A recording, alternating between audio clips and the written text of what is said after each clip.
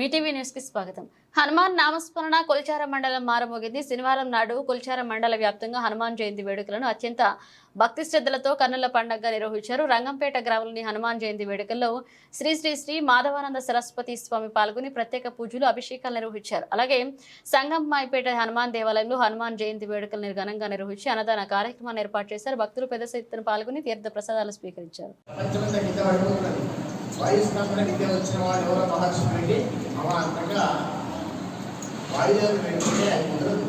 వాడి పని ఇంటి దగ్గరికి వెళ్ళాడు కదా, నువ్వు చేసిన పని సూర్యుడు బయటగా అంటే పిల్లి తీసేస్తే గాలి పరిస్థితి ఏమిటైతే అప్పుడు ఇంద్రుడు దాని తపస్సు చేత ఆంజనేయ